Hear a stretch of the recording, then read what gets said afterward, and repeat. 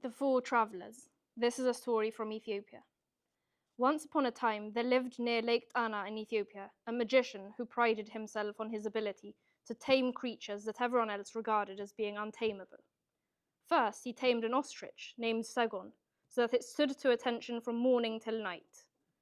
Next, he tamed a lion, whom he called Ambessa, which became as meek as a domestic cat. And lastly, he tamed an elephant calf called Zuhon, who was as gentle as can be. One day, 4 blind men came over the horizon. They were tied together by a thick cord so that they wouldn't become separated. For years, they'd travelled in this way by foot, taking advantage of the kindness of strangers. After crossing a great valley, they eventually arrived at the little encampment where the magician lived. Being blind from birth, none of them had ever had the chance to touch wild animals before. Welcoming the blind travellers, the magician introduced them to his tamed friends. "This is Segon," he said, leading the blind men to the ostrich. One by one, the travellers touched a hand to the bird. "He's so tall," said the first, touching its neck. "He's so slender," said the second, touching its leg.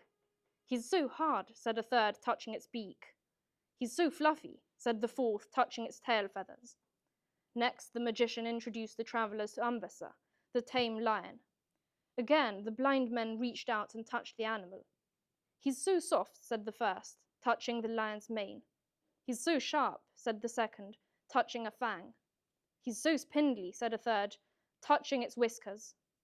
"He's so raspy," said the fourth, touching a pad of the lion's paw. Lastly, the magician introduced the blind travellers to the third of his pets, Zuhon, the elephant calf. One at a time, they touched a hand to the creature. "He's so flat and flappy," said the first, touching the elephant's ear. "He's so stringy," said the second, touching the elephant's hairy back. "He's so tickly," said the third, touching the end of the elephant's trunk. Once the travellers had been introduced to the tamed animals, the magician served tea. But it was no ordinary tea, for it could give sight to the blind. In the blink of a blind eye, the travellers could see.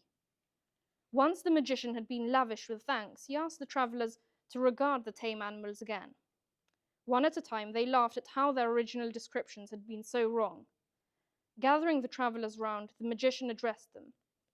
"Your state of blindness was more elevated than the sight of many," he said. "For through blindness you each glimpsed truth.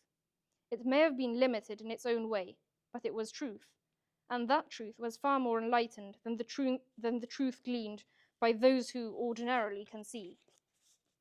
The 4 travellers huddled together and spoke in urgent tones. Then they asked the magician for a favour. "Please restore us to our previous condition," they said, "because, although we were blind, we were how we were supposed to be." The magician nodded. First, he tied them together with the thick cord once again.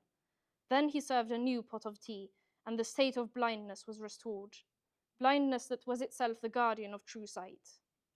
Next morning, the 4 blind travellers set off to walk and walk some more, their eyes sightless once again, but their sight sharper than those who can see.